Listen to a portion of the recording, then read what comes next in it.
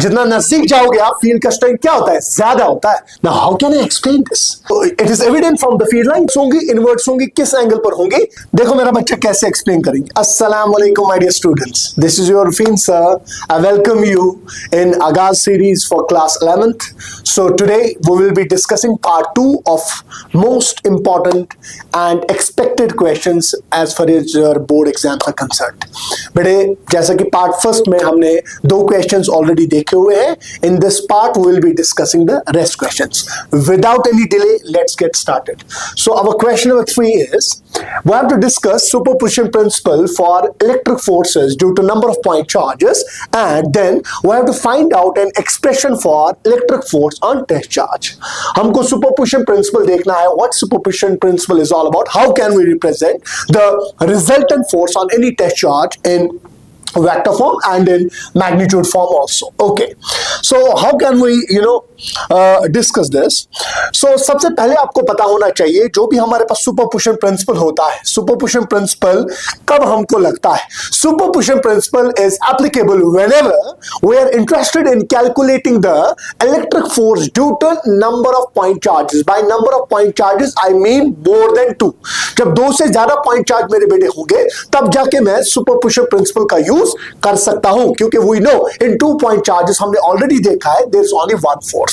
चाहे आप कैलकुलेट करो force on first charge by second या आप कैलकुलेट करो force on second charge by first, it is always one force involve between 2 point charge. अब अगर 2 से ज्यादा पॉइंट चार्ज है तो उनका अगर आप इलेक्ट्रिक फोर्स कैलकुलेट करना चाहते हो, यू यूज दिस प्रिंसिपल. सो सबसे पहले आपको एग्जाम में क्या करना है मेरा बच्चा, आपको स्टेटमेंट लिखना होगा. तो हम स्टेटमेंट लिखेंगे प्रिंसिपल का. So what is the statement? According to superposition principle, according to superposition principle, according to superposition principle, the resultant electric force on any point charge or on any test charge होता है the charge under observation, the charge under test. According to superposition principle, the resultant electric force on any test charge due to number of point charges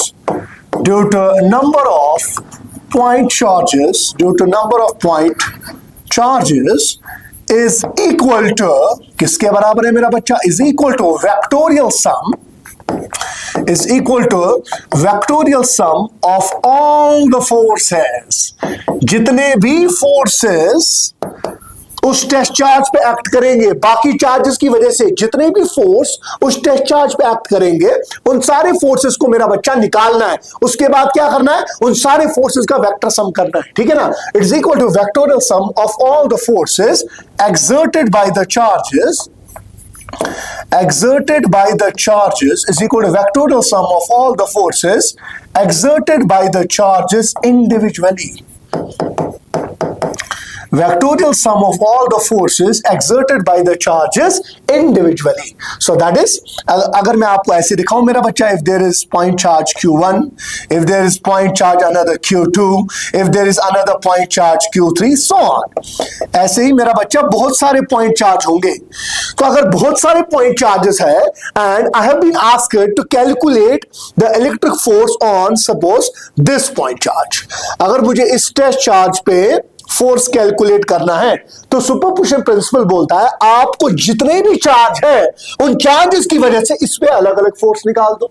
जब सारे charges की वजह से आप अलग अलग फोर्स कैलकुलेट करोगे, उन सारे फोर्सेस का फिर वेक्टर सम आपको करना पड़ेगा. ठीक है भाई? तो इसका मतलब है Q1 अपना रिपल्शन डालेगा. When I am only talking about charge, it's a positive charge. So इसका फोर्स इस पर अलग होगा, इसका रिपल्शन इस पर अलग होगा, Q3 इस पर अलग रिपेल करेगा, सिमिलरली Qn इस पे अलग रिपेल करेगा. सो इसका मतलब है each charge will be exerting its force individually.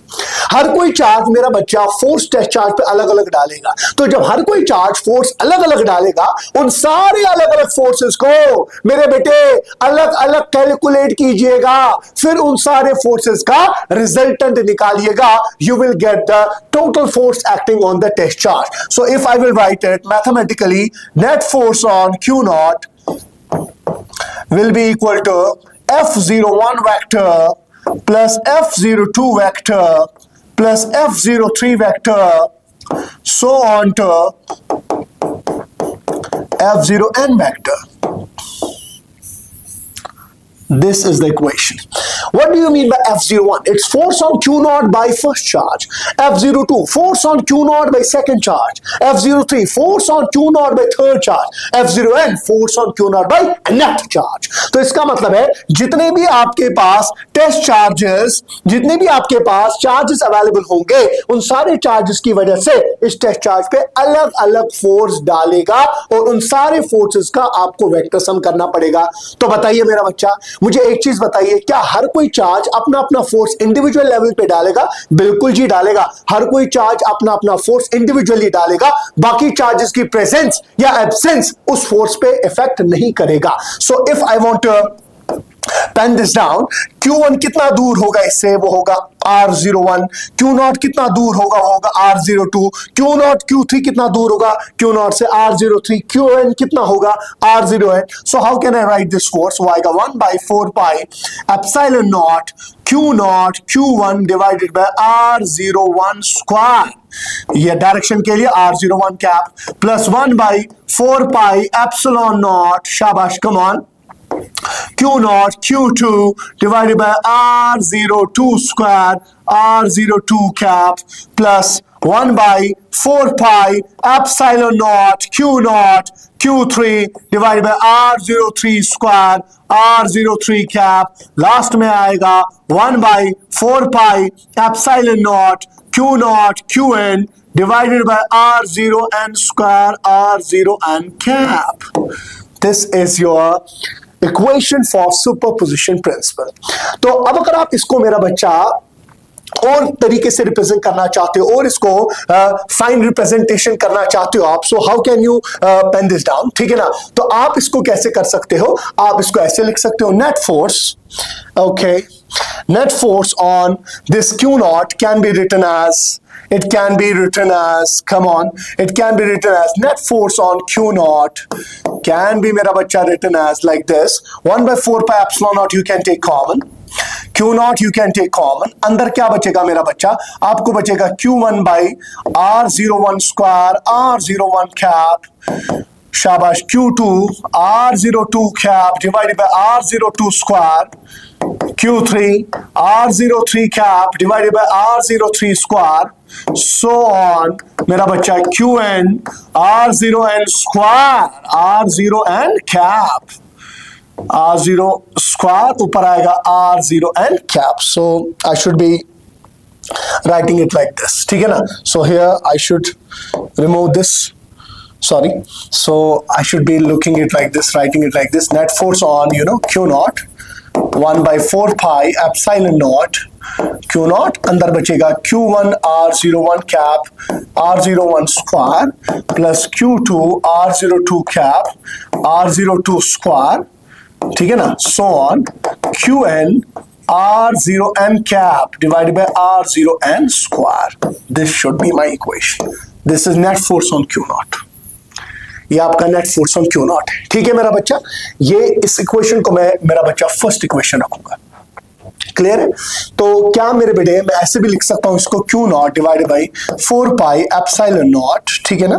4 pi epsilon not, अंदर बचेगा Q1 R01 vector divided by R01 cube, Q2 R02 vector divided by R02 cube, so on R0n cube R0n vector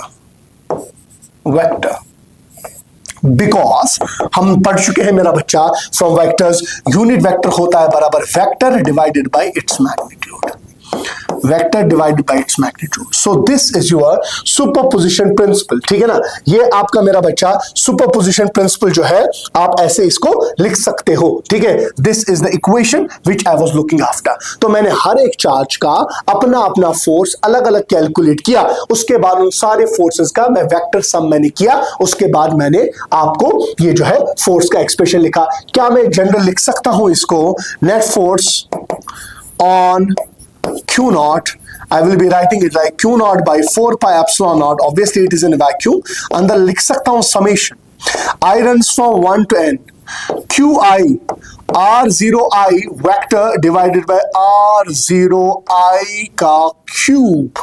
This is your another equation. So I should call this second equation.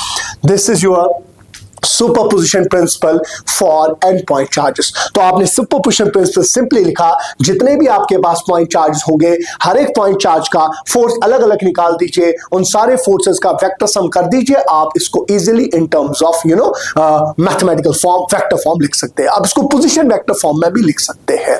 So I will show you like this, कैसे आप इसको position vector form में position vector form में लिख सकते हैं। ठीक है, हैव अ लुक मेरा बच्चा, आप इसको कैसे लिख सकते हैं पोजीशन वेक्टर फॉर्म में। तो मैं आपको बताऊं in terms of position vector form how can you write it. Position vector form में मेरा बच्चा आप इसको कैसे लिख सकते हैं। पोजीशन वेक्टर फॉर्म में आप इसको लिख सकते हैं ऐसे, in terms of position vector form. Suppose मेरे पास n पॉइंट चार्जेस है, यहां पर n पॉइंट चार्जेस है, तो अगर n पॉइंट चार्जेस है तो हर एक पॉइंट चार्ज का अपना अपना पोजीशन वेक्टर होगा लाइक दिस। अगर ये x है, ये y एक्सिस है, if there is Q1 charge, if there is Q2 charge, if there is Q3 charge, ठीक है ना, हर एक चार्ज अपना अपना होगा, उनका अपना अपना पोजीशन वेक्टर होगा। Let me mark it like this, इसका पोजीशन वेक्टर होगा R1, इसका पोजीशन वेक्टर होगा मेरा बच्चा R2, इसका पोजीशन वेक्टर मेरा बच्चा होगा R3, है कि नहीं। तो यहां पर मुझे कोई टेस्ट चार्ज होगा, उसका पोजीशन वेक्टर जो है वो होगा मेरा ये Q नॉट है, इसका पोजीशन वेक्टर मेरा बच्चा होगा R नॉट। तो मैं इस सुपरपोजिशन प्रिंसिपल को in terms of position vector form भी लिख सकता हूं, in terms of position vector form भी लिख सकता हूं। सपोज अगर मैं आपको बताऊं मेरे पास 2 पॉइंट चार्जेस है, सपोज यहां पर n को छोड़ दे फिलहाल साइड में, अगर 2 पॉइंट चार्जेस है, ये Q1 है और ये Q2 है, Q1 और Q2, क्या इनके बीच में आप फोर्स लिख सकते हो in terms of position vector form? क्यों नहीं लिख सकते। ये Q1 Q2 को रिपेल करेगा, ये Q2 Q1 को रिपेल करेगा। अगर Q1 Q2 को रिपेल करेगा so this should be the force, ये होगा F21, force on second by first. Force on second by first कैसे लिख सकता हूं मैं मेरे बेटे, ये force on second by first हम ये कल पढ़ चुके हैं, ये आएगा 1/4 पाई एप्सिलॉन नॉट। मैं ये इक्वेशन यहां पर फिर सिमिलरली लिखूंगा n पॉइंट चार्ज के लिए। पहले दिखाना चाहता हूं in terms of position vector form कैसे लिख सकते हो। 1/4 pi epsilon nought Q1 Q2 divided by distance इनके बीच में r है, वो सपोज होगी r², ठीक है ना, ये मैग्नीट्यूड पार्ट है। डायरेक्शन क्या है, फोर्स फ्रॉम फर्स्ट टू शाबाश सेकंड पे फोर्स है फर्स्ट की वजह से, डायरेक्शन क्या है फर्स्ट टू सेकंड, मैं लिखूंगा R12 कैप। तो उसके बाद मैंने क्या किया, 1/4 पाई एप्सिलॉन नॉट लिखा, Q1 Q2 लिखा, यूनिट वेक्टर होता है बराबर vector divided by magnitude. R12 हो या R21 हो, मैग्नीट्यूड तो दोनों वेक्टर्स का सेम होगा, R12 वेक्टर हो या R21 वेक्टर हो, मैग्नीट्यूड उन दोनों का सेम होगा, centre to centre distance same है, वो R है। तो यूनिट वेक्टर को मैंने लिखा vector divided by magnitude, magnitude इसका R है, R² into R आएगा R³। ठीक है, बिल्कुल है, बिकॉज R12 का मैग्नीट्यूड और R21 का मैग्नीट्यूड वो मेरा बच्चा सेम है। किसके बराबर है सर, R के बराबर है। चलो मेरा बेटा, तो वो किसके बराबर आएगा, 1/4 pi epsilon nought Q1 Q2। अगर आप थोड़ा सा अपना दिमाग यूज करेंगे, यहां पर ट्रायंगुलर लग सकता है, बिल्कुल लग सकता है। इस वेक्टर का क्या नाम दूंगा मेरा बच्चा आप, R12, बिकॉज ये वेक्टर है फ्रॉम फर्स्ट टू सेकंड। कौन कौन सा वेक्टर ऑर्डर में है, R1 vector and R12 is in order, और R2 वेक्टर जो है वो आउट ऑफ ऑर्डर है।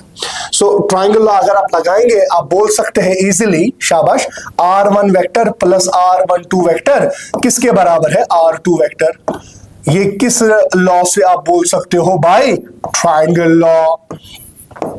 हालांकि this is no need exam में इतना लिखने की, आपका क्वेश्चन उधर ही खत्म हो जाएगा जहां पर आपने वेक्टर फॉर्म में सुपरपोजिशन प्रिंसिपल लिखा। इन केस अगर 5 मार्क्स वाला क्वेश्चन आया आप लिख सकते हो ऐसे भी।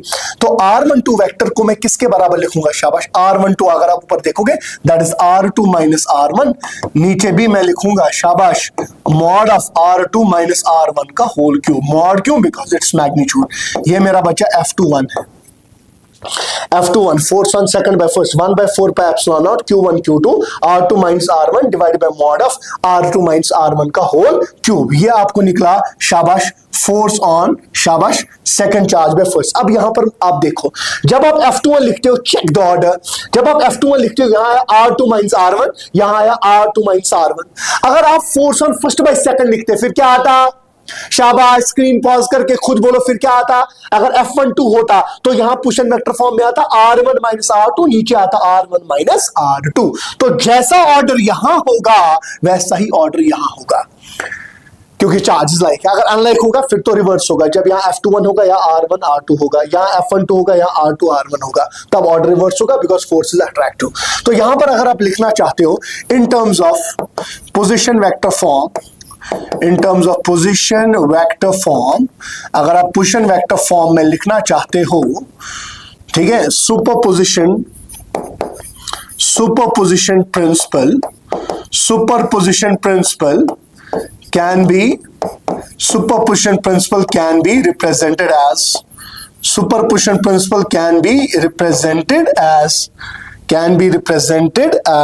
okay, superposition principle can be represented as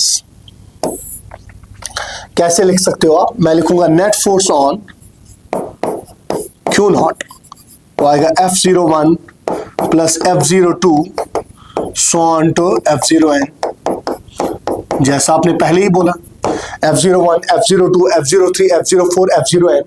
अब इस F01 को कैसे लिख सकता हूं जरा खुद बताओ? 1/4 pi epsilon nought Q nought Q1 divided by R01 का स्क्वायर, R01 क्या आप उसको पोजीशन वेक्टर फॉर्म में कैसे लिख सकते हो? 1/4 pi epsilon nought Q nought Q1 into R0 minus R1 divided by mod of R0 minus R1 का होल क्यूब। उसके बाद 1/4 pi epsilon nought Q nought Q2 R0 minus R2 divided by mod of R0 minus R2 का whole cube. सो कैसे लिख सकते हो मेरा बच्चा? How can you write it? आप लिख सकते हो इसको net force on Q nought, वो आ जाएगा मेरा बच्चा 1/4 pi epsilon nought Q nought Q1 R0 minus R1 mod of R0 minus R1 का whole cube plus 1/4 pi epsilon nought Q nought Q2 R0 minus R2 divided by mod of R0 minus R2 का whole cube plus so on. Last वाला लिख सकते हो 1/4 pi epsilon not Q0 Qn R0 minus Rn divided by mod of R0 minus Rn का whole cube. वही आप लिख सकते हो in terms of summation 1/4 pi epsilon nought Q not, अगर मैं कॉमन निकालूं sigma I runs from 1 to n Qi R0, it's a Push vector of Q naught minus Ri, Push vector of any ith charge divided by R0 minus Ri ka whole cube.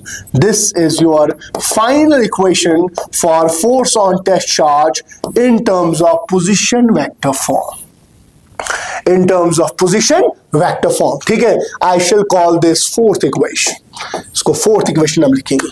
So this was all about superposition principle for endpoint charges and the forces regarding the endpoint charges. Okay, let's go into the next question. ठीक है? Next question की तरफ अब जाते हैं. Next question हमारा क्या है? Fourth question. Fourth question are what are electric field lines मेरा बच्चा? Electric field lines जो है, electric field lines क्या होती है मेरा बच्चा? What are electric field lines? I'm getting calls. What are electric field lines and discuss the properties of electric field lines. Electric field lines क्या होती है और electric field lines की properties क्या होती है? What are electric field lines and what are the properties of electric field lines? So let's discuss. Electric field lines जो होती है मेरा बच्चा, electric field lines are imaginary curves. Electric field lines क्या होती है मेरे बेटे? Electric field lines are imaginary. Electric field lines are imaginary curves, real curves नहीं, इमेजिनरी कर्व्स है. Electric field lines are imaginary curves. उन कर्व्स पे अगर आप टेंजेंट किसी भी जगह डालोगे वो मेरा बच्चा देगा direction of motion of unit positive test charge. वो देगा direction of motion of unit positive test charge. Direction of motion of unit positive test charge. These are imaginary curves. Real curves nahi hai. These are imaginary curves on which tangent at any point will give me the direction of tangent will give me the direction of electric forces experienced by unit positive test charge. Because mere bete, as I've already taught you in the class, whenever the concept of electric field was being whenever it was being, used, or whenever it was being discovered by Michael Faraday, there was no concept of negative charge. All the experimentations, all the tests, all the analysis was being done on किस पे? Unit positive charge. Everything was being, studied for positive charge because there was no concept of negative charge. Still, it was discovered by J.J. Thomson in the 19th century. So क्या लिखोगे आप exam में? How can you write it down? You will write it. Electric field lines are strictly bound oriented. Electric field lines are imaginary curves. Electric field lines are imaginary curves on which tangent at any point gives direction of force experienced by किस पे? Direction of force experienced by unit positive test charge on which direction of force experienced by unit positive test charge on which gives the direction on which tangent at any point gives the direction of force experienced by unit positive test charge at that very point. ठीक है ना? So these are imaginary curves on which tangent at any point gives the direction of force experienced by unit positive test charge. मेरे बेटे, suppose अगर मैं आपको ऐसे बता दूं, मेरे पास एक ऐसी लाइन है, एक कर्व्ड लाइन है, मेरे पास ऐसी एक लाइन है, मेरे पास ऐसी एक लाइन है, ठीक है ना? These are all, these can all be electric field lines. It's not necessary कि field line straight ही होना चाहिए, ठीक है? अब आगे देखोगे different charge distributions की different network होती है field lines की, ठीक है ना? एक कर्व्ड भी हो सकती है, straight भी हो सकती है, मगर एक चीज आपको हमेशा ध्यान रखना मेरा बच्चा, अगर मैं इस पॉइंट पर डायरेक्शन देखना चाहता हूं इलेक्ट्रिक फोर्स का, unit positive test charge, draw it tangent, इस पॉइंट पर अगर मैं डायरेक्शन देखना चाहता हूं, ड्रॉ इट टैंजेंट, इस पॉइंट पर अगर मैं देखना चाहता हूं, ड्रॉ इट टैंजेंट, इस पॉइंट पर अगर मैं देखना चाहता हूं, ड्रॉ इट टैंजेंट, इस पॉइंट पर देखना चाहता हूं, टैंजेंट, इस पॉइंट पर देखना चाहता हूं, टैंजेंट, टैंजेंट, टैंजेंट, टैंजेंट, डाल, टैंजेंट, डाल। तो यहां पर अगर तू देखेगा, इस पॉइंट पर अगर मैं देखना चाहता हूं टैंजेंट, इस पॉइंट पर देखना चाहता हूं टैंजेंट, इस पॉइंट पर देखना चाहता हूं टैंजेंट, इस पॉइंट पर देखना चाहता हूं, तो टैंजेंट हर एक जगह डालना है। तो जब आप टैंजेंट डालोगे, वो टैंजेंट तुम्हें देगा direction of force, direction of experience by unit positive test charge at any point, नहीं, एट दैट पॉइंट जहां पर आपने टैंजेंट डाला है। या आप ऐसे भी कह सकते हो, जहां से फोर्स होगा वहीं से तो टेस्ट चार्ज एक्सेलरेट करेगा। कॉमन सेंस है, because F is equal to ma, classical physics. तो यहां पर अगर ये A पॉइंट था, यहां पर ये B पॉइंट था, यहां पर C पॉइंट था, ये D था, ये E था, ये F था, ये G था, ये H था, ये I पॉइंट था, ये J पॉइंट था। क्या मेरे बेटे मुझे बताओ, स्ट्रेट इलेक्ट्रिक फील्ड लाइन में और curve linear electric field line होने में there is one difference, there is a main difference. इसमें अगर आप देखोगे टैंजेंट्स डिफरेंट पॉइंट्स में डिफरेंट डायरेक्शन से पॉइंट करते हैं, they are not pointing in same direction. जितने भी टैंजेंट्स है they are pointing in different directions, different points पर डिफरेंट डायरेक्शन से आपका जो फोर्स है वो एक्ट करता है। मगर जब आपका इलेक्ट्रिक फील्ड लाइन स्ट्रेट होगा, इलेक्ट्रिक फील्ड लाइन जब स्ट्रेट होगा, the direction of force on test charge at every point will be same, because the direction is not change. Direction क्यों चेंज नहीं हो रहा है? डायरेक्शन इसलिए चेंज नहीं हो रहा है बिकॉज आपका जो इलेक्ट्रिक फील्ड लाइन है इट इज स्ट्रेट, इसका जो प्रोफाइल है वो स्ट्रेट है, ठीक है ना? सो this is what electric field line is all about. तो आप किसी भी जगह अगर टेस्ट चार्ज को रखना चाहोगे, सपोज मैंने यहां रखा unit positive test charge Q0 equal to 1 है, यूनिट पॉजिटिव टेस्ट चार्ज है, इस पर फोर्स यहां से एक्सपीरियंस होगा। अब यहां पर रखोगे, यहां से फोर्स एक्सपीरियंस होगा, यहां पर रखोगे, यहां से फोर्स एक्सपीरियंस होगा। तो लाइन पे जब आप टैंजेंट डालोगे वो तुम्हें देगा direction of electric field. Now what are the properties, what are the क्या प्रॉपर्टीज मेरे बेटे इसके साथ एसोसिएटेड है? तो प्रॉपर्टी नंबर 1 क्या है? पहली प्रॉपर्टी, शाबाश, पहली प्रॉपर्टी आपकी इलेक्ट्रिक फील्ड लाइंस की सिंपल आएगी। इलेक्ट्रिक फील्ड लाइंस की पहली प्रॉपर्टी आएगी, what is the first property? Electric field lines are imaginary curves, जो आपने डेफिनेशन में लिखा, on which tangent at any point gives the direction of electric force. तो पहला प्रॉपर्टी आएगा tangent on electric field lines, tangent on electric field lines determine direction of force, experienced by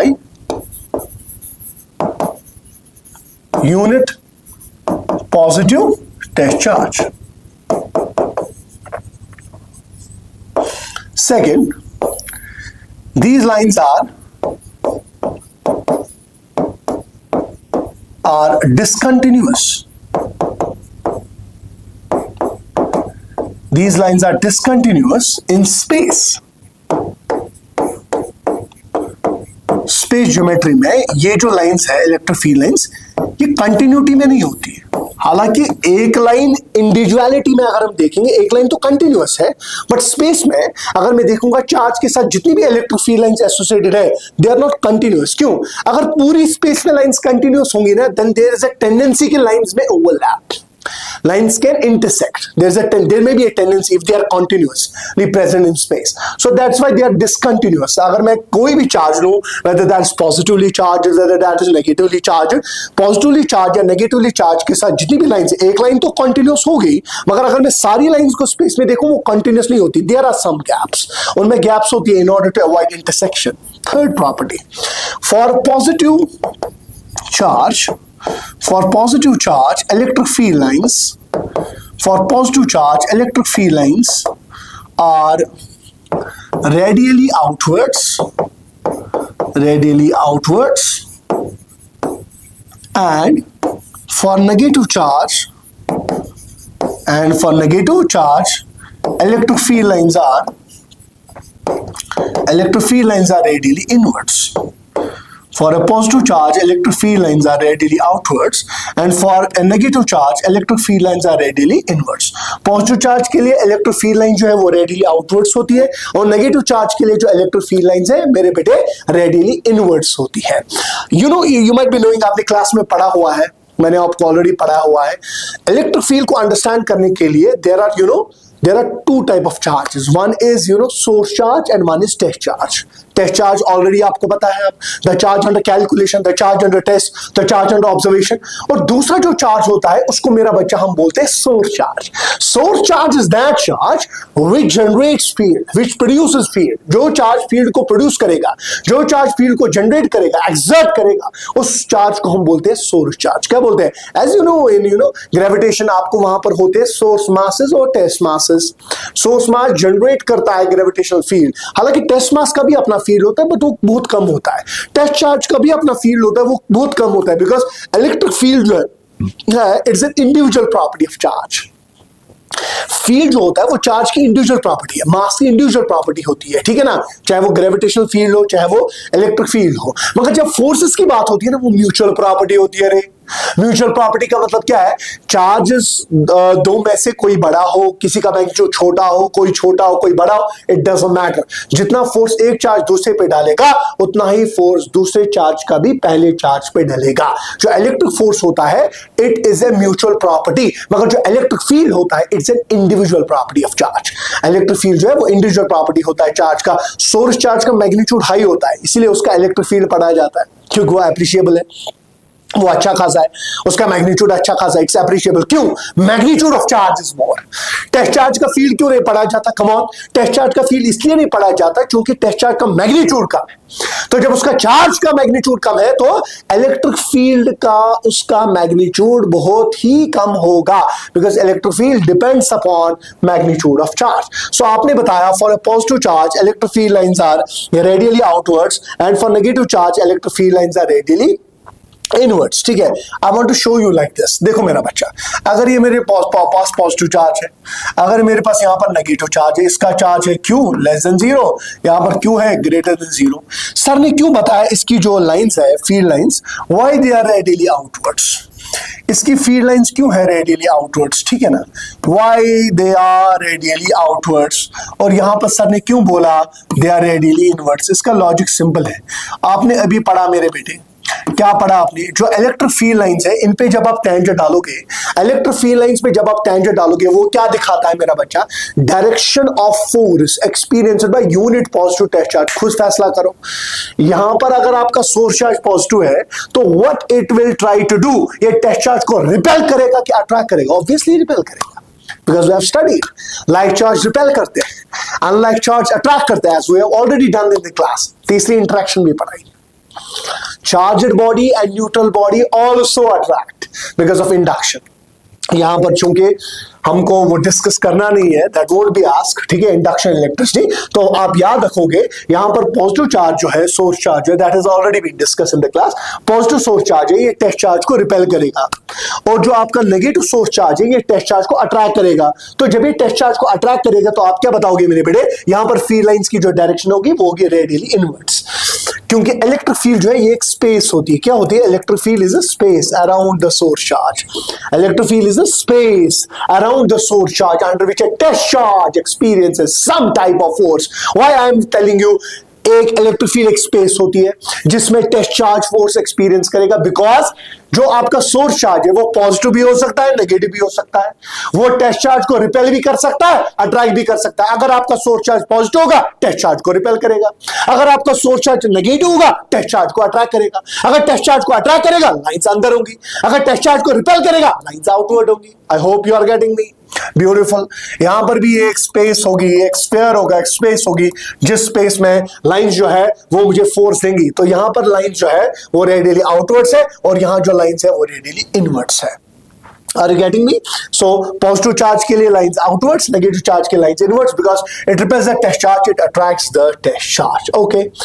Now कितनी properties हो गई मेरा बच्चा? हमारे पास 3 properties हो गई। पहली हमने बोली tangential electric field lines, it gives the direction of electric force. दूसरा, दे आर डिसकंटिन्यूअस, अगर आप देखोगे लाइंस के बीच में गैप्स होती है, otherwise they can be case of intersection, वो भी देखेंगे, इंटरसेक्ट क्यों नहीं हो सकता। पॉजिटिव सोर्स चार्ज के लिए lines radially outwards, negative charge के लिए lines radially inwards. Fourth property, जो भी आपके पास इलेक्ट्रिक फील्ड लाइंस होती है मेरा बच्चा, दे ऑलवेज इमर्ज आउट और terminate, they always emerge out और terminate into the charges normally.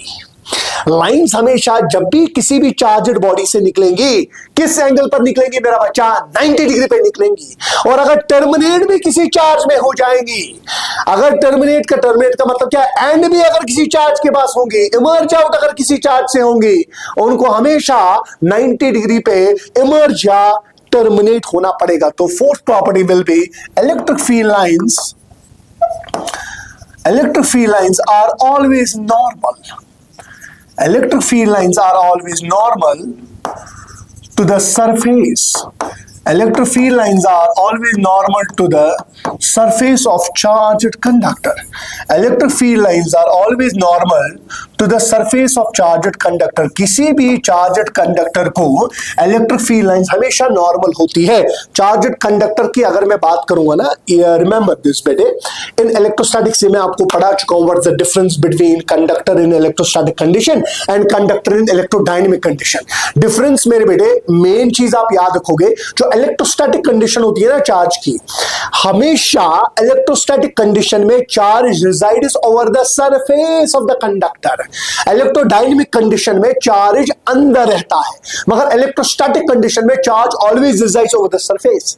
Because जब चार्ज कंडक्टर की सरफेस पर रहेगा ना, अंदर इलेक्ट्रिक फील्ड कितना आएगा? 0। और आप आगे पढ़ चुके होंगे, ये आपने पढ़ा होगा, जहां पर भी आप जो है पढ़ रहे होंगे, आपने पढ़ा होगा, टीचर ने पढ़ाया होगा आपको, अगर कंडक्टर का चार्ज सरफेस पर रहेगा, कंडक्टर के अंदर चार्ज नहीं रहेगा, नेट चार्ज 0 होगा, अंदर इलेक्ट्रिक फील्ड 0 होगा। और अगर इलेक्ट्रिक फील्ड 0 होता है, इलेक्ट्रिक पोटेंशियल आपका कांस्टेंट होता है। भाई साहब, आपका इलेक्ट्रिक पोटेंशियल कांस्टेंट होता है। और अगर पोटेंशियल कांस्टेंट होता है, बोल बेटे स्क्रीन पॉज करके, अगर पोटेंशियल कांस्टेंट होगा, पोटेंशियल डिफरेंस कितना होगा? 0। और अगर पोटेंशियल डिफरेंस 0 होगा, चार्ज का फ्लो नहीं होगा। और अगर चार्ज का फ्लो नहीं होगा, चार्ज रेस्ट पे होगा। अगर चार्ज रेस्ट पे होगा, क्या वो इलेक्ट्रोस्टैटिक कंडीशन होगा कि डायनेमिक? बोलो बेटे, वो इलेक्ट्रोस्टैटिक कंडीशन होगा, because it is not possible charge to move under static condition, because static means charge is at rest. Beautiful. इसीलिए मेरा बच्चा इलेक्ट्रोस्टैटिक कंडीशन में चार्ज हमेशा सरफेस पे रहता है, it can not go inside. अगर चार्ज अंदर रहा, अंदर फील्ड नॉन जीरो आएगा, अंदर पोटेंशियल कांस्टेंट नहीं होगा। अंदर पोटेंशियल जब कांस्टेंट नहीं होगा, there will be potential difference between any 2 points. अगर पोटेंशियल डिफरेंस जनरेट होगा, चार्ज का फ्लो होगा, और जब चार्ज का फ्लो होगा, there will be current, and when there will be current, this is electrodynamics, this is not electrostatics.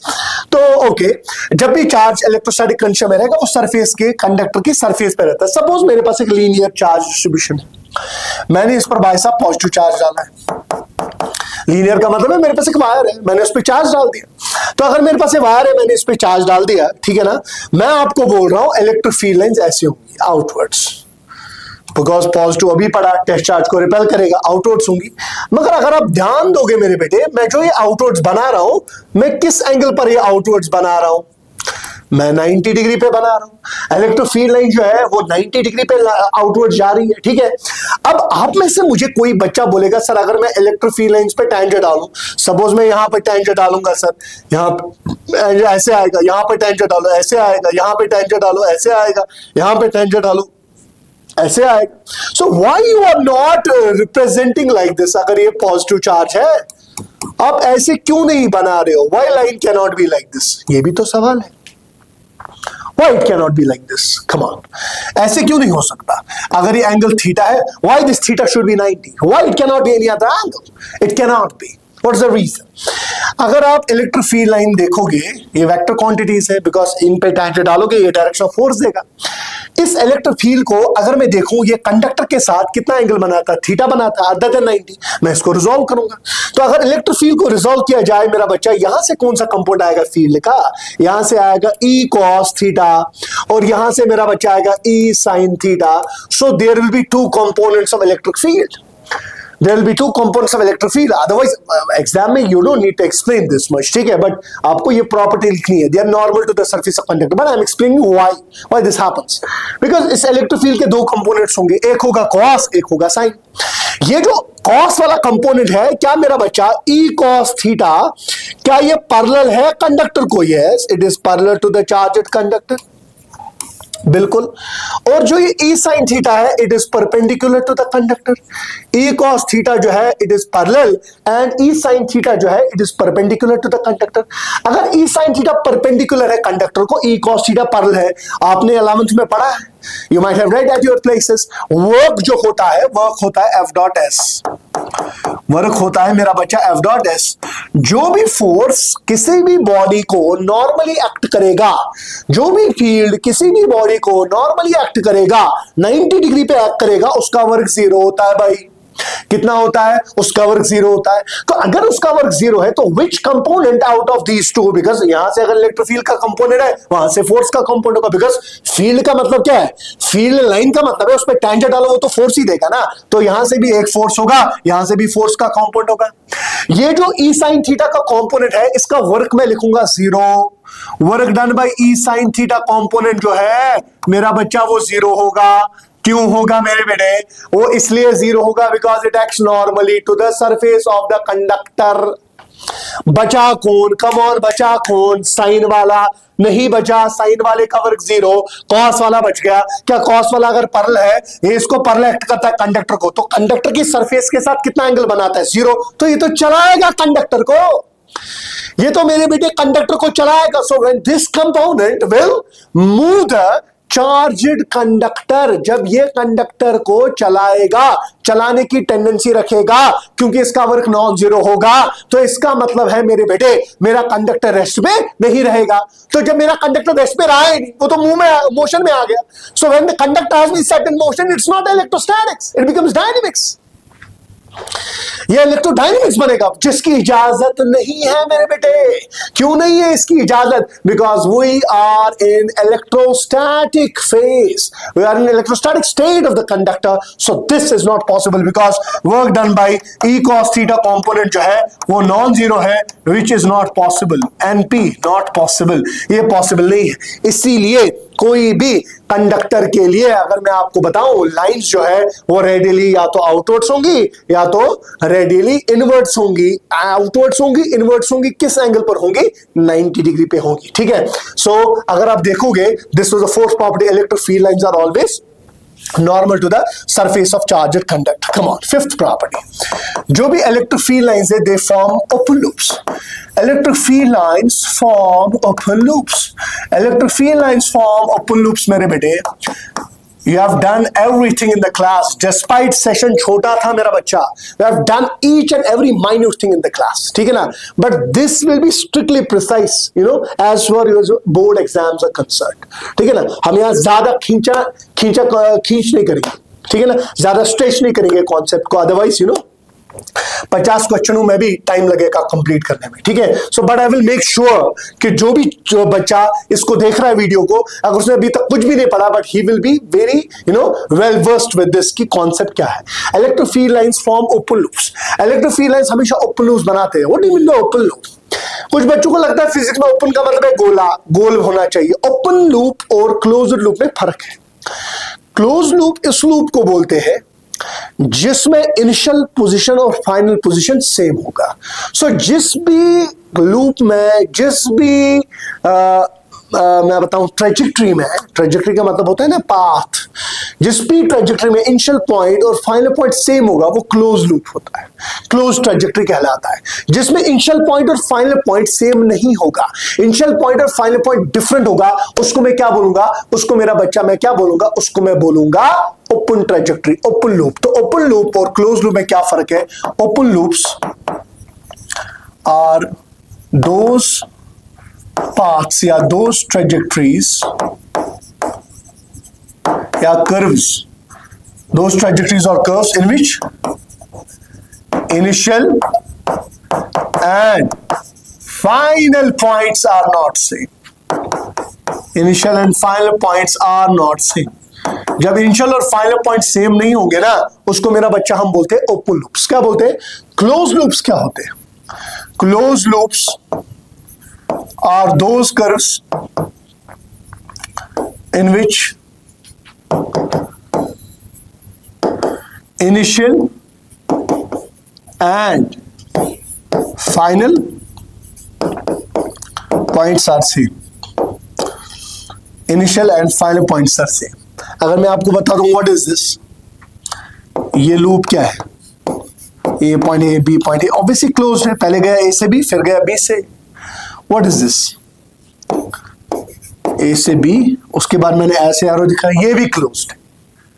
Sir what? ये तो ओपन दिख रहा है, इसमें डबल एरो है, तो जहां से स्टार्ट किया वहीं पे तो वापस भी आ रहा है, it is retracing its path, तो ये भी क्लोज्ड है। What about this? C point, D point, ये ओपन लूप है। क्यों? मैंने इसमें रिवर्स एरो नहीं दिखाया। It's not coming back from D to C. It goes from C to D. That's it. Starting point C है, end point D है। इसमें starting point A है, end point B है। Starting point A है, end point B है। ये closed loops है। तो इलेक्ट्रिक फील्ड लाइंस मेरा बच्चा क्लोज लूप नहीं बनाती है। इलेक्ट्रिक फील्ड लाइंस हमेशा ओपन लूप्स बनाती है। Now how can I explain this? Electric field lines क्यों ओपन लूप्स बनाएंगी? बिकॉज जो भी लाइन पॉजिटिव चार्ज से बाहर निकलेंगी, it will get terminated into, खुद बता स्क्रीन पॉज करके, it will get terminated into negative charge. जो भी लाइन पॉजिटिव चार्ज से निकलेंगी वो नेगेटिव चार्ज में जाएंगी, विच is not the case in magnetic field lines. वहां लाइंस बनाती है क्लोज लूप्स। नॉर्थ से लाइन जाती है मैग्नेट के बाहर, साउथ में चली जाती है, फिर साउथ से वापस निकल के नॉर्थ में चली जाती है। Magnetic field lines form closed loops. Electric field lines form open loops. They will never form closed loops. So if I am, interested in plotting these, तो अगर मेरे पास ये प्लस Q1 है और मेरे पास ये माइनस Q2 है, नेगेटिव चार्ज है, तो मैं लाइन्स ऐसे बनाऊंगा। This is the pattern, field lines का ही पैटर्न, ठीक है। यहां अगर आप देखोगे किस एंगल पे लाइन निकला, अगर आप देखोगे, अगर आप इंटरेस्टेड हो किस एंगल पे निकला, 90 पे, यहां भी किस एंगल पे 90, यहां भी किस एंगल पे 90। आपको पता होना चाहिए सिफियर में जब भी आप नॉर्मल डालते हो, हमेशा ये याद रखना मेरे पीछे, जब भी आप सिफियर में नॉर्मल डालो, यहां डालो, यहां डालो, यहां डालो, नॉर्मल सिफियर में हमेशा कहां से पास हो जाएगा? सेंटर से। आप किसी भी जगह नॉर्मल डालो, किसी भी जगह 90 डिग्री डालो, it must pass through centre. अगर आप यहां नॉर्मल डालो, it must pass through centre, centre से पास करना चाहिए।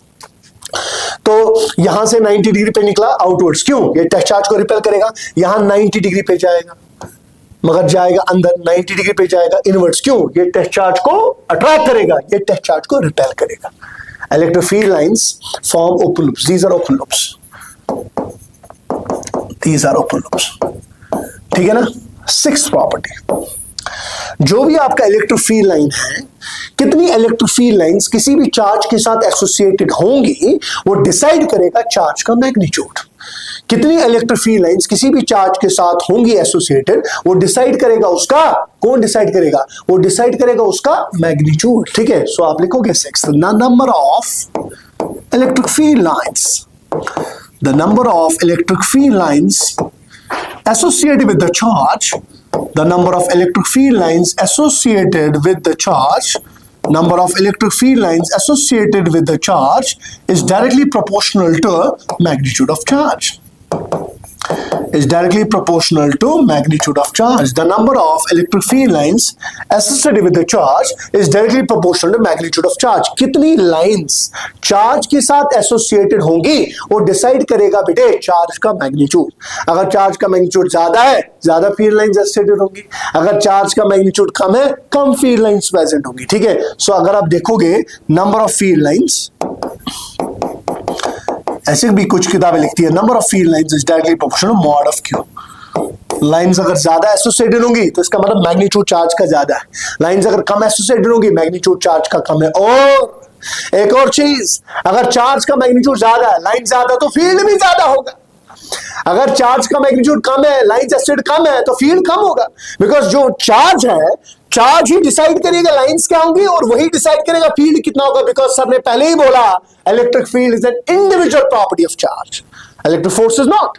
Electric forces are mutual properties. उसमें दोनों चार्जेस आते हैं Q1 भी और Q2 भी, as we studied in Coulomb's law. But electric field is individual property of charge.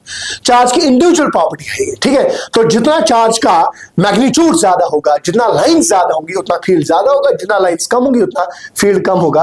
I will go to a simple question. अगर मैं आपको बता दूं मेरा बच्चा, यहां पर मैंने दो लाइंस बनाई, यहां पर दो चार्ज बनाए Q1 और Q2. क्या बोल सकते हो आप इससे? शाबाश, ऐसे है ऐसे है, ठीक है ना, ऐसे है ऐसे है ऐसे मैंने बनाया. सो इन दो फिगर से क्या समझ आएगा आपको? एक बार नीट पूछ भी चुका था इस टाइप का सवाल. आप बताइए कि इन दो चार्जेस में मैग्नीट्यूड का रेशो क्या है. इतना ही दिया था.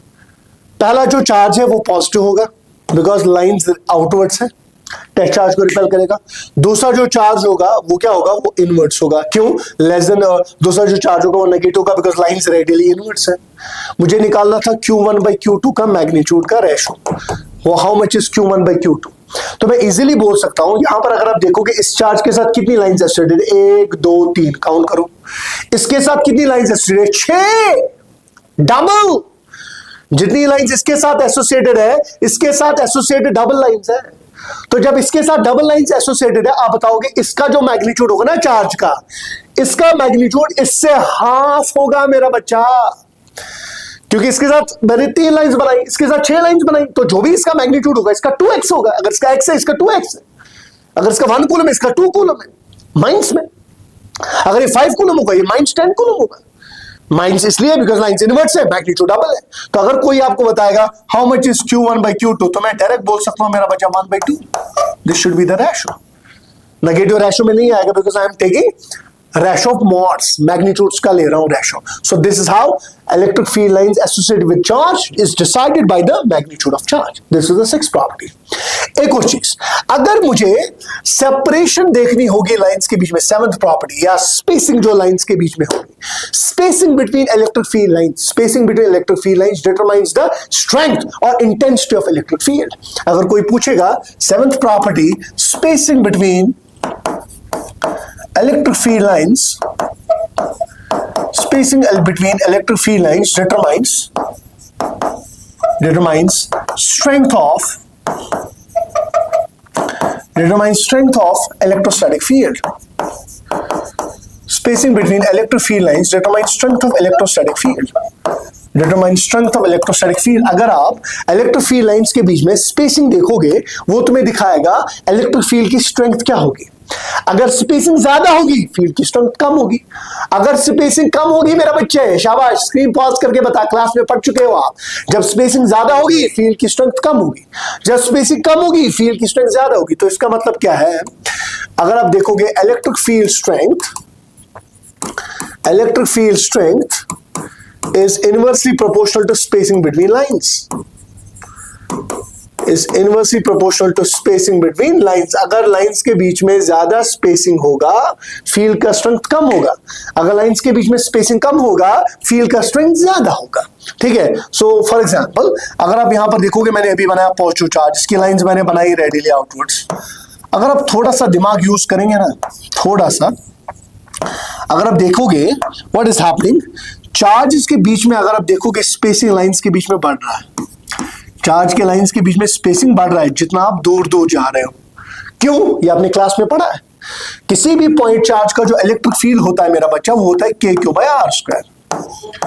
आर क्या आप मुझे क्या दिखाता है? Direction. K Q by are square, because electric field की डेफिनेशन है force per unit test charge. जितना आपका टेस्ट चार्ज पे फोर्स ज्यादा होगा उतना फील्ड का स्ट्रेंथ ज्यादा होगा, जितना टेस्ट चार्ज पे आपका फोर्स कम होगा उतना फील्ड की स्ट्रेंथ कम होगी। सो अगर आप यहां पर देखोगे E is equal to force per unit test charge, ठीक है ना। फोर्स होता है किसी भी दो पॉइंट चार्ज के बीच में K 1/4 pi epsilon nought, Q1 source charge, Q2 test charge divide by दूरी R square divide by Q nought. Q nought जाता है वो आएगा K Q by R square. मैंने आपको पहले ही बोला ना, इलेक्ट्रिक फील्ड जो है वो इंडिविजुअल प्रॉपर्टी ऑफ चार्ज होती है, चार्ज के इंडिविजुअल मैग्नीट्यूड पे डिपेंड करता है, प्रोडक्ट पे नहीं। अब अगर आप देखोगे जितना आप चार्ज से दूर जाओगे, सोर्स चार्ज से दूर जाओगे, जितना आप दूर दूर जाओगे आर फैक्टर आपका इंक्रीज हो रहा है। R is the distance of observation point from the source charge. Observation point होता है जिस पॉइंट पर आप यूनिट पॉजिटिव टेस्ट चार्ज को प्लेस करते हो। जिस पॉइंट पर आप यूनिट पॉजिटिव टेस्ट चार्ज को प्लेस करते हो उसको, उसकी दूरी जो सोर्स चार्ज से होगी वो आर होती है। जितना आर ज्यादा होगा उतना फील्ड का स्ट्रेंथ कम होगा, जितना आर कम होगा उतना फील्ड का स्ट्रेंथ ज्यादा होगा। So more the value of R, less is the value of field, less the value of R, more is the value of field. It's as simple as that. So जितना R ज्यादा उतना field कम, जितना are कम उतना field क्या होगा? ज्यादा। तो it is evident from the field lines. तो जितना आप दूर दूर जाओगे लाइंस के बीच में दूरी जो है वो क्या हो जाएगी? वो बढ़ रही है। दूरी बढ़ने का मतलब फील्ड का स्ट्रेंथ कम होता है। जितना नजदीक जाओगे आप फील्ड का स्ट्रेंथ क्या होता है? ज्यादा होता है, because the spacing between electric field lines obviously determines the strength of electric field. This is the seventh property. कोई कंफ्यूजन? रिपीट मत करना। Okay, eighth property. What is sir eighth property? Eighth property is, अगर आप देखोगे like charges और unlike charges, we always say like charge जो है वो रिपेल करेंगे, अनलाइक चार्ज जो है वो अट्रैक्ट करेंगे। व्हाई? लाइक चार्ज रिपेल करने के लिए, अनलाइक चार्ज अट्रैक्ट करने के लिए आपको एट्थ प्रॉपर्टी पढ़ना पड़ेगा जरूरी। वो क्या है? वो ये है, टू और more than two field lines, two or more than two field lines, two or more than two field lines cannot intersect. दो या दो से ज्यादा फील्ड लाइंस मेरा बच्चा इंटरसेक्ट नहीं कर सकती। टू और more than two field lines cannot intersect. दो या दो से ज्यादा फील्ड लाइंस मेरा बच्चा इंटरसेक्ट नहीं कर सकती। It is never possible. क्यों नहीं है पॉसिबल सर? बताइए जरा, समझाइए। अगर ये एक लाइन है, लाइन स्ट्रेट भी हो सकती है, कर्व्ड भी हो सकती है, दूसरी लाइन है, सपोज इन्हें इंटरसेक्ट किया, जरा मुझे बताइए मोहतरम जनाबे आली, जनाबे मन, मुझे बताइए जो ये पॉइंट जहां पर इंटरसेक्ट हुआ ना, अगर मैं वहां पर टेस्ट चार्ज प्लेस करूंगा यूनिट, जरा बताइए वो यूनिट पॉजिटिव टेस्ट चार्ज कहां से जाएगा? बताइए जरा, यूज योर ब्रेन, वो कहां से जाएगा? आप कितने टैंजेंट्स यहां डाल सकते हो? ऐसे भी कोई बच्चा टैंजेंट डालेगा, ऐसे भी कोई बच्चा टैंजेंट डालेगा, ऐसे भी कोई बच्चा, ऐसे भी कोई बच्चा, मैं टैंजेंट डाल सकता हूं ना? एटलीस्ट एक से तो ज्यादा ही टैंजेंट आएगा, 2 3 4 5। सो जब टैंजेंट्स बहुत सारे आएंगे, इज इट पॉसिबल कि मेरा टेस्ट चार्ज यहां से भी जाएगा, यहां से भी, यहां से भी, यहां से भी? It's not possible. हाँ, क्लास में मैं पढ़ा चुका हूं, एक चार्ज पे मल्टीपल फोर्सेस एक्ट कर सकते हैं, बट रिजल्टेंट फोर्स तो एक ही होगा ना, रिजल्टेंट फोर्स थोड़ी मल्टीपल होंगे। यहां तो तुम्हें मल्टीपल डायरेक्शन से फोर्स एक्ट कर रहा है। So a test charge can not move like this, it can not move like this, it can not move like this at one point. A test charge cannot move in multiple directions simultaneously. It's not possible. तो जब simultaneously different direction से नहीं चल सकता, तो इसीलिए intersection नहीं है possible. Mark my words. Two or more than two field lines cannot intersect because it is not possible to have multiple directional force at one point. एक पॉइंट पर टेस्ट चार्ज को मल्टीपल डायरेक्शनल फोर्स नहीं act कर सकता, इजाजत नहीं है, मुस्तरद करते हैं इसको। We reject this statement. इसका क्या रीजन है? दिस इज बिकॉज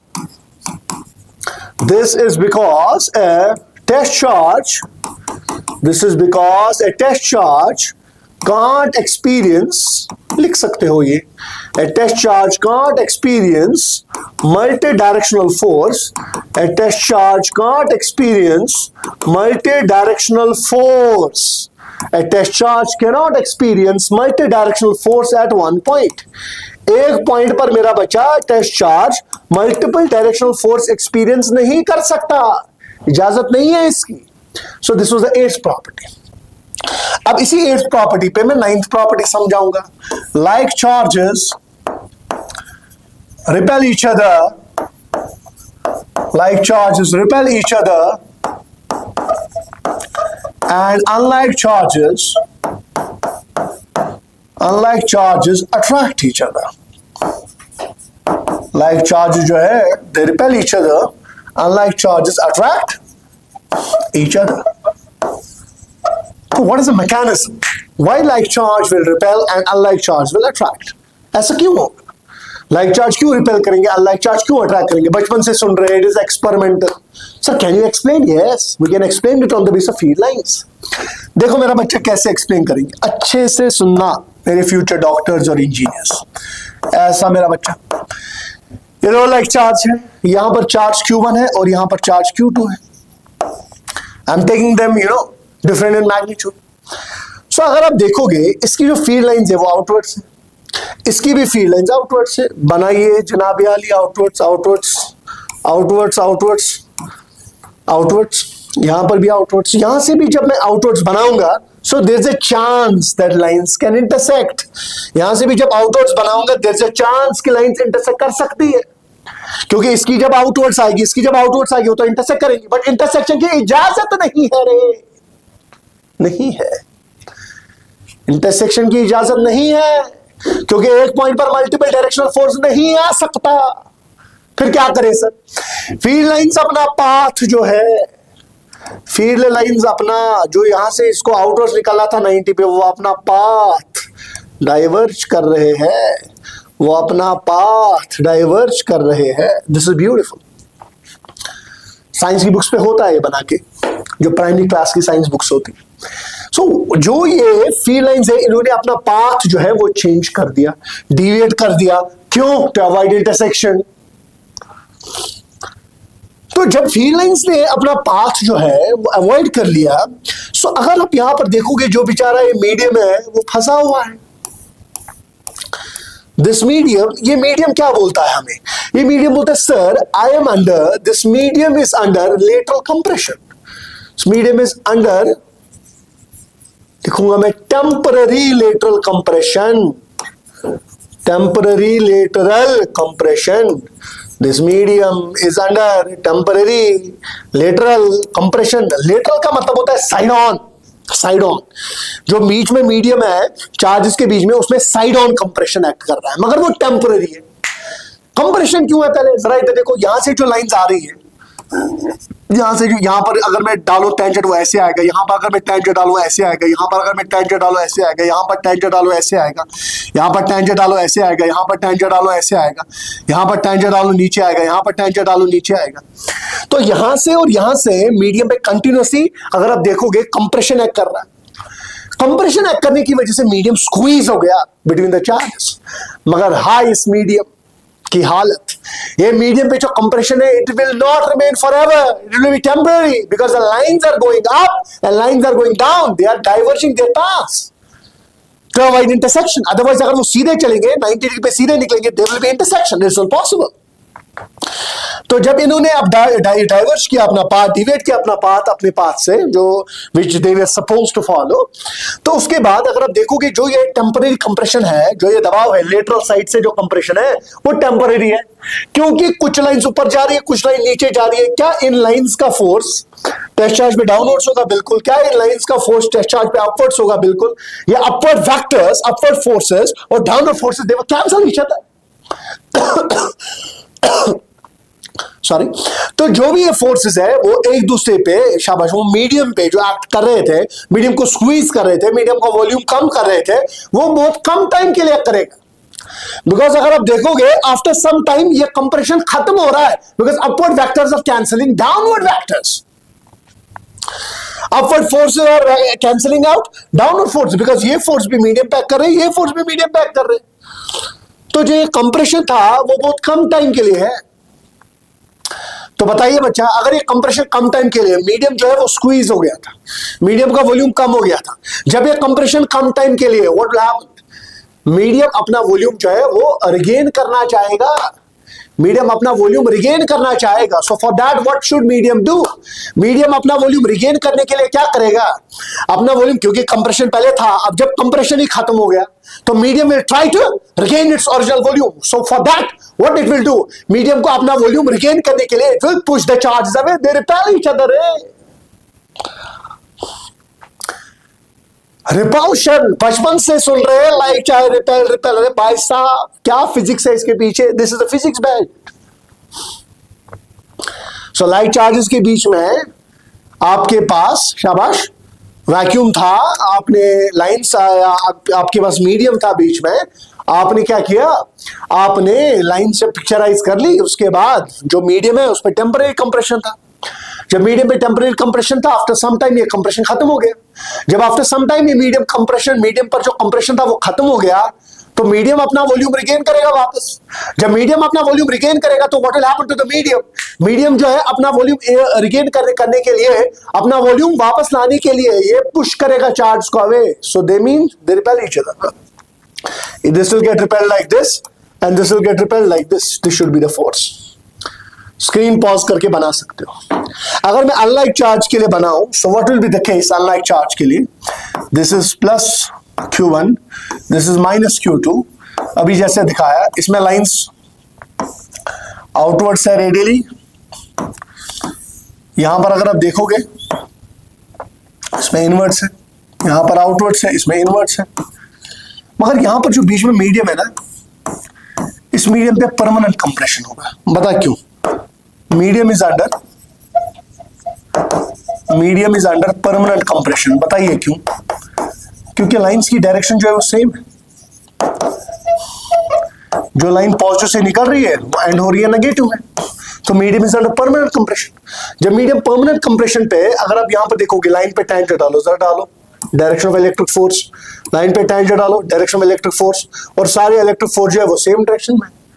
जब सारे इलेक्ट्रिक फोर्स सेम डायरेक्शन में है, ठीक है, दे विल गेट एडेड, जब सारे इलेक्ट्रिक फोर्स सेम डायरेक्शन में, दे विल गेट एडेड, तो जब सारी फोर्स सेम डायरेक्शन में, दे विल गेट एडेड, ठीक है, तो फोर्स सारे सेम डायरेक्शन में है, तो यहां पर मीडियम जो है वो कंटिन्यूस स्क्वीज में है, मीडियम कंटिन्यूस कंप्रेशन में है। तो जब मीडियम पे कंटिन्यूस कंप्रेशन था, टेम्परेरी नहीं है, तो वो अपनी पोजीशन पे वापस नहीं आ सकता, तो मीडियम कंप्रेस हो रहा है, कंप्रेस हो रहा है, कंप्रेस हो रहा है, कंप्रेस हो रहा है, कंप्रेस हो रहा है, कंप्रेस हो रहा है, कंप्रेस हो रहा है, तो जब कंप्रेस हो रहा है तो चार्जेस को क्या करेगा, अपने नजदीक लाएगा, unlike charges attract each other.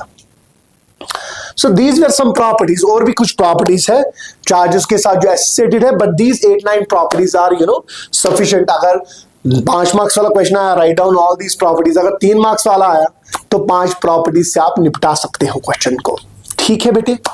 Next question, हमारा नेक्स्ट क्वेश्चन क्या है, next question is question number 5. Our question number 5 is derive an expression for electric field due to dipole on axial line and on equatorial line. चलो जी बेटा बता, अगर मुझे dipole की कहानी करनी है, ठीक है, इट्स वेरी इंपॉर्टेंट क्वेश्चन, तो पहले मुझे डाइपोल का फील्ड निकालने के लिए बच्चा ये तो पता होना चाहिए ना डाइपोल है क्या. So what is an electric dipole, सबको पता है, इट्स अ पेयर ऑफ, शाबाश, dipole is a pair of two equal and opposite charges. Dipole is a pair of two equal and opposite charges separated by some fixed distance. Center to center जो distance होती है dipole में, that is suppose 2L, उसको मैं बोलता हूँ dipole length. जो center to center distance है उसको मैं बोलता हूँ dipole length. It's a pair of two equal and opposite charges separated by some fixed distance. So यहाँ पर अगर आप देखोगे माइनस p है और ये प्लस p है, प्लस क्यू है. सो सेंटर सेंटर डिस्टेंस उसको मैं डाइपोल लेंथ बोलता हूं. The properties of every electric dipole is represented by electric dipole moment. वो होता है मैथमेटिकली बराबर product of magnitude of either charge. Either charge का मतलब क्या है, आप माइनस क्यू ले लो या आप प्लस क्यू ले लो, इन दोनों के चार्ज का मैग्नीट्यूड क्या है, वो सेम है. So it's Q into 2L. Direction के लिए मुझे यूनिट वेक्टर आएगा, that's n cap. So electric dipole moment जो है that is Q into 2L, product of either charge and dipole length. This is electric dipole moment. हम short में लिखेंगे EDM, electric dipole moment. It's mathematically equal to product of magnitude of either charge and dipole length. Dipole is a pair of two equal and opposite charges separated by some fixed distance. अब आपका अगला सवाल, sir क्या है vector है कि scalar है? Vector, इसकी डायरेक्शन होती है from negative to positive. Remember this, dipole moment always points from negative to positive, not from positive to negative. Electric field lines की डायरेक्शन होती है positive to negative, because positive से lines बाहर निकलती है, नेगेटिव में लाइंस टर्मिनेट होती है। बिकॉज पॉजिटिव टेस्ट चार्ज को रिपेल करेगा, नेगेटिव अट्रैक्ट करेगा। दैट इज ऑलरेडी डन, आपके दिमाग में छपा होगा ना। कमेंट में बोलना मुझे समझ आ रहा है कि नहीं आ रहा, कि तोते मत उड़ रहे। तो यहां पर अगर आप देखोगे जो P वेक्टर होगा, this is either charge into dipole length, तो यहां सेंटर टू सेंटर डिस्टेंस जो है वो 12 है। अब मुझे क्या करना है, मुझे इसी डाइपोल का फील्ड निकालना है। अगर कोई पूछेगा what is net charge on dipole, वो 0 होगा। Total charge on dipole is 0 because plus Q minus Q, overall charge 0 because charge additive है, चार्ज की प्रॉपर्टीज में देखा हुआ है। अब ये एक्सियल लाइन और इक्वेटोरियल लाइन क्या होता है?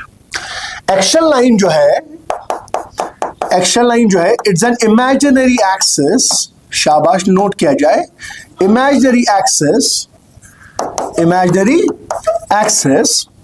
पासिंग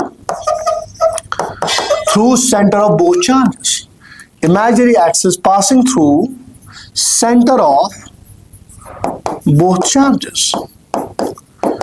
जो भी इमेजिनरी एक्सिस पास हो जाएगा दोनों चार्ज के सेंटर से, उसको मेरा बच्चा हम बोलते हैं एक्सियल लाइन।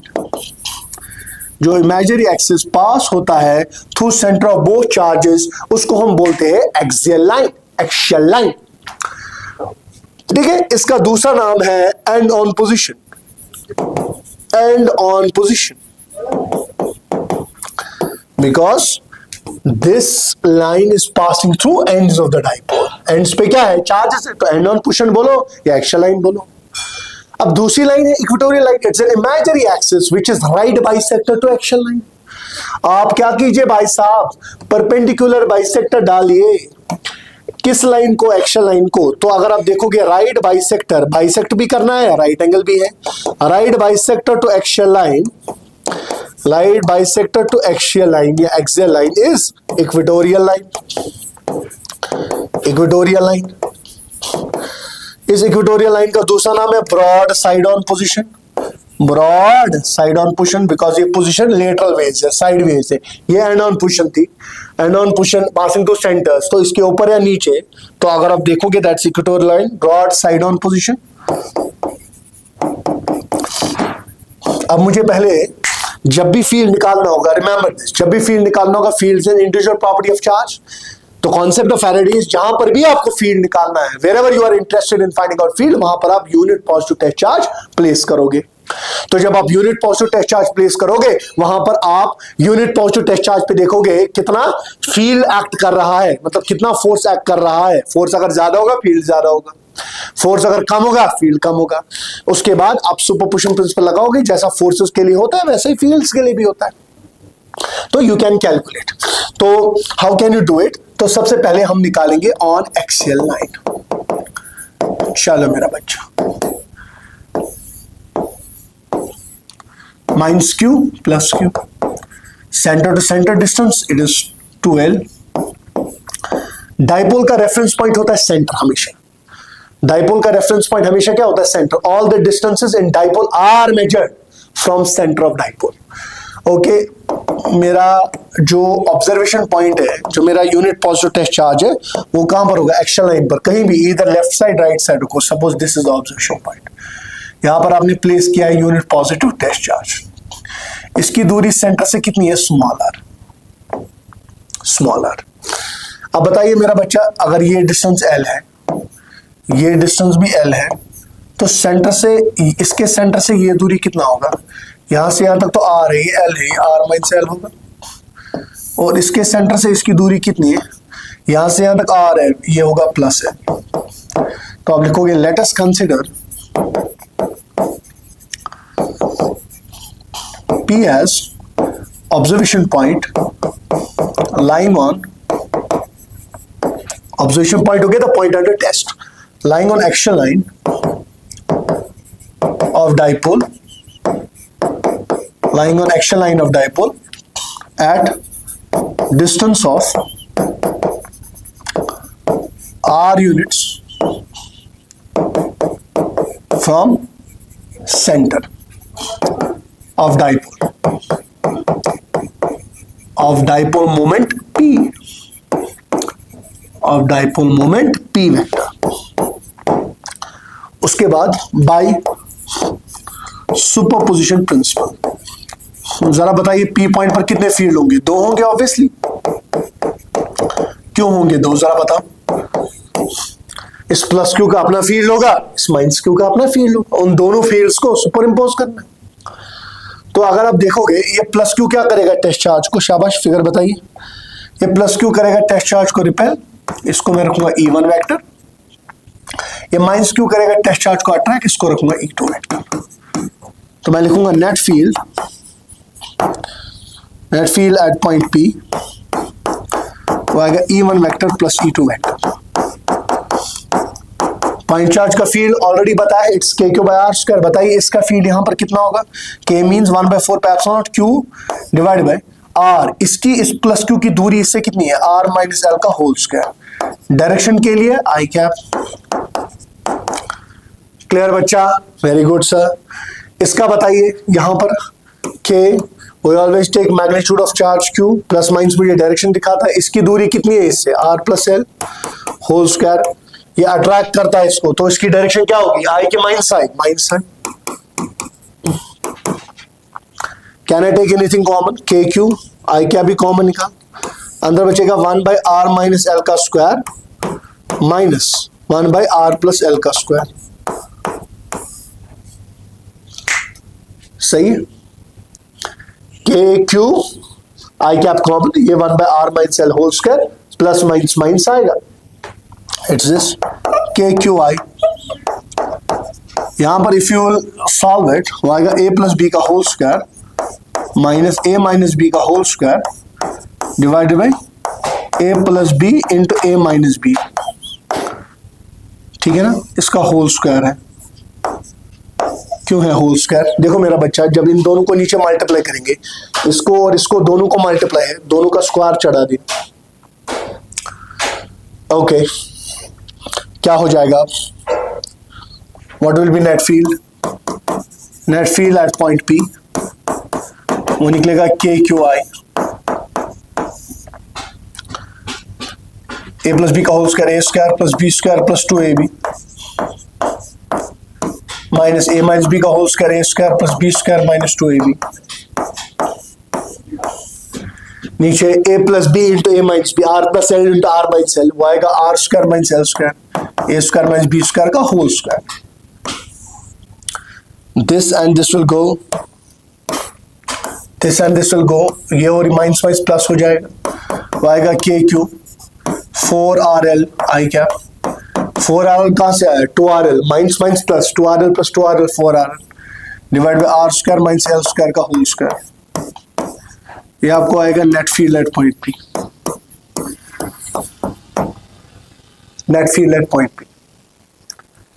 ओके, सो अगर आप यहां पर देखोगे, क्या मैं इसको ब्रेक कर सकता हूं इस 4 को? 2k q into 2l, because I know 2 into 2 is 4 r I cap divide by r square minus L square whole square. k into 2 small k q into 2l, that's dipole moment P r I cap r square minus l square का whole square. This is electric field due to axial line. Electric field due to dipole on axial line. Clear है बच्चा? इसको मैं first रखूंगा। I cap field की direction है। अब मुझे आप एक चीज बताइए, ये फील्ड जो है वो जनरल डाइपोल की वजह से है। अगर मैं शॉर्ट डाइपोल मानता, फॉर शॉर्ट डाइपोल,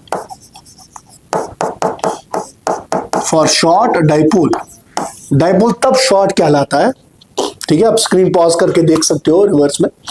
डाइपोल तब शॉर्ट होता है जब distance of observation point is much much greater than dipole length. और शॉर्ट डाइपोल जब distance of observation point small r is much much greater than 12। Short dipole के लिए जो observation point है जहां पर हमको फील्ड निकालना है, उसकी दूरी डाइपोल लेंथ से बहुत ज्यादा होती है। R is much much greater than 12। तो मैं अगर आप देखोगे R बहुत 12 से ज्यादा है, तो L वो छोटा है, आर जब 2l से बहुत ज्यादा है तो l से भी ज्यादा होगा ना, l छोटा है, l स्क्वायर को मैं नेग्लेक्ट करूंगा। क्यों? जो कोई क्वांटिटी छोटी होगी उसका स्क्वायर अगर मैं करूंगा, अगर मैं उसका स्क्वायर करूंगा और छोटा बनेगा, बिकॉज l तो है उसका स्क्वायर है, मगर l बहुत छोटा है r के कंपैरिजन में। तो what should be net field at point P? तो आएगा 2kpr I cap divided by r is पर 4, बिकॉज ये नेग्लेक्ट हो गया, स्क्वायर का स्क्वायर 4 बनेगा, एक r कैंसल, तो निकलेगा 2kp by r cube. This is the axial field due to dipole. This is your equation. या तो एक्सियल लाइन वाला एग्जाम में पूछेगा या तो इक्वेटोरियल फील्ड पूछेगा, 5 मार्क्स वाला सवाल होता है। सो this is the second equation. ये जनरल डाइपोल के लिए था एक्सियल लाइन पे, और ये शॉर्ट डाइपोल के लिए एक्सियल लाइन पे 2kp by r cube। Electric field due to dipole varies as 1 by r cube, where r is the distance of observation point from center of dipole। तो अगर आप देखोगे मैं इसको ऐसे भी लिख सकता हूँ, twice 1 by 4 pi epsilon naught p by r cube I cap। Is this in vacuum or in medium? This is in vacuum। अगर मीडियम आएगा तो पता ही है आपको, एप्सिलॉन नॉट के साथ साथ क्या आएगा मेरा बच्चा? Epsilon R. एप्सिलॉन नॉट के साथ साथ आएगा एप्सिलॉन आर, तो एप्सिलॉन नॉट के साथ साथ आएगा एप्सिलॉन आर, ठीक है ना। सो अगर कोई पूछेगा भी in medium, under medium of dielectric constant के, under medium of dielectric constant के, electric field is given bye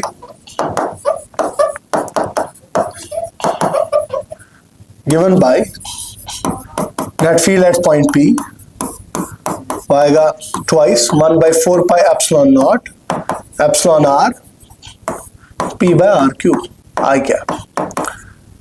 और मुझे बताइए what is the angle between dipole moment and net electric field. अगर आप रिवर्स करके देखोगे, अपने स्क्रीन को पॉज करके, इफ यू विल फ्लैशबैक, आप देखोगे आई कैप का मतलब है टुवर्ड्स राइट, डाइपोल मोमेंट भी टुवर्ड्स राइट था। ऐसे आपका डाइपोल भी ऐसे ही था ना, -q टू +q, पॉइंट मैंने यहां से लिया था, तो आपका डाइपोल मोमेंट है नेगेटिव टू पॉजिटिव, आपका नेट फील्ड भी उधर से ही आ आई कैप। अब यहां से भी पॉइंट ले सकते हो, आपका तब भी फील्ड उधर से ही आएगा। So what is angle between, ये ऑब्जेक्टिव पूछ सकता है, angle between net electric field and dipole moment. Angle between net electric field and dipole moment on axial line is 0 degree. Angle between net field and axial line is 0 degree. इसका मतलब क्या है? Net field is parallel to dipole moment. अब मेरा बच्चा हम क्या करेंगे? Now we will derive for, शाबाश, इक्वेटोरियल लाइन। अब इक्वेटोरियल पोजीशन के लिए डिराइव करेंगे। So you can copy it. Now equatorial line, इसको हम बोलते हैं ब्रॉड साइड ऑन पोजीशन। अगर मेरे पास ये डाइपोल है -q +q, ये इसका एक्सियल लाइन है और ये इसका इक्वेटोरियल लाइन, ये लेंथ l है, ये लेंथ l है। सपोज ये आपका इक्वेटोरियल पोजीशन है P, सेंटर से दूरी देखते हैं डाइपोल के सेंटर से, सेंटर पॉइंट ये R है। सही है बच्चा? अब बताइए, ये यहां पर unit positive test charge place किया, ये क्या करेगा? इसको रिपेल, इलेक्ट्रिक फील्ड, ये क्या करेगा? अट्रैक्ट। मैंने दोनों का फील्ड सेम क्यों रखा? दिमाग लगा। इसका फील्ड और इसका फील्ड डायरेक्शन तो हालांकि डिफरेंट है, तो ये दोनों वेक्टर्स का मैग्नीट्यूड मगर सेम होगा। क्यों? चार्ज का मैग्नीट्यूड सेम है। अगर ये L है, ये R है, ये हाइपोटेन्यूज कितना होगा? √r² + L²। और अगर ये थीटा होगा, ये ट्रायंगल भी थीटा, एंगल भी थीटा होगा, बिकॉज ये दोनों ट्रायंगल्स कॉन्ग्रुएंट है, RHS कंडीशन। तो अगर ये √r² + L² है, ये भी तो √r² + L² होगा। और आपने मेरे बेटे वेक्टर में पढ़ा होगा, अगर इन दो वेक्टर्स का रिजल्ट निकालना होगा, थीटा होगा, ये भी थीटा, ये भी थीटा। क्यों? दो वेक्टर्स का अगर मैग्नीट्यूड सेम है ना, उनका रिजल्ट बराबर बाइसेक्ट करेगा बीच में। This will be the net field. Why it will bisect? ये इसलिए बाइसेक्ट करेगा बिकॉज दोनों वेक्टर्स का मैग्नीट्यूड सेम है। जब दोनों वेक्टर्स का मैग्नीट्यूड सेम है, ये वाला और ये वाला, जब इन दोनों रिजल्टेंट का मैग्नीट्यूड जो है वो सेम है, तो रिजल्टेंट तो बाइसेक्ट ही करेगा, बाइसेक्ट करेगा। आप इसको पैरेललोग्राम भी बना सकते हो, you can get a feel of things, resultant आएगा। सो आप लिख सकते हो let P be the observation point lying on equatorial line of dipole moment P such that R is distance of observation point. R is distance of observation point from center of dipole.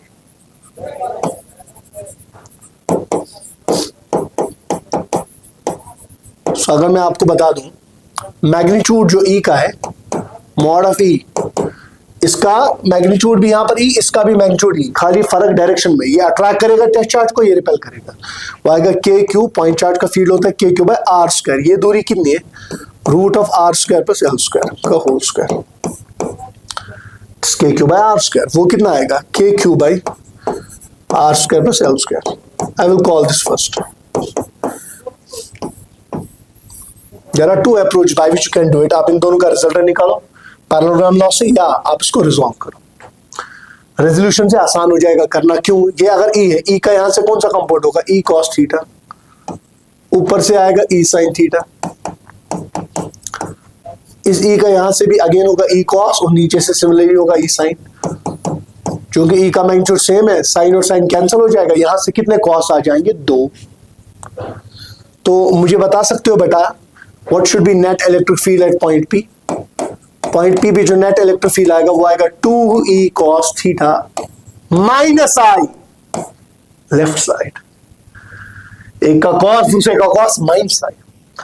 अब अभी पढ़ा 2E का value कितना था? K Q by R square plus L square. Root और square cancel हो गया था। अगर आप फिगर देखोगे cos थीटा ट्राइंगल में, if you can flash back, cos theta आएगा base by hypotenuse. Base L है, हाइपोटेन्यूज से root of are square plus L square. तो आपका जो नेट फील्ड आएगा it will be K Q into 2L divided by R square plus L square whole raise पर 3/2। And the base are same. इसका power तो 1 ही है, इसका power 1/2 है। 1 + 1/2 3/2 होता है। डायरेक्शन के लिए minus sign. What is this? Q into 2L charge into dipole length, dipole moment r square plus L square whole raise पर 3/2 minus sign. This is net electric field at point P. This is the equation. मेरा बच्चा, this is equatorial field. अगर आप again short dipole मानो, for short dipole, small r is much greater than 2L. Again L square को neglect करूंगा. In comparison to r square, ये तो neglect ही होगा ना। Net field at point P कितना आएगा? KB divide by are square whole raise पर 3/2 minus sign. Square और रूट कैंसिल होगा, that's KP by r cube minus sign. This is equatorial field. And let me tell you मेरा बच्चा, जो axial field है वो डबल है किससे? इक्वेटोरियल फील्ड से। Axial field is twice. और इसमें अगर कोई पूछेगा आपका जो डाइपोल था वो ऐसे था, उसका डाइपोल में है नेगेटिव टू पॉजिटिव, और आपका इक्वेटोरियल लाइन पर नेट फील्ड ऐसे आया, आई के माइनस साइन। तो what is angle between net electric field at point P, observation point? What is the angle between net field and dipole moment? It's 180। So angle between net electric field and dipole moment is 180 degree. So it's antiparallel. It's antiparallel. This was your 5th question.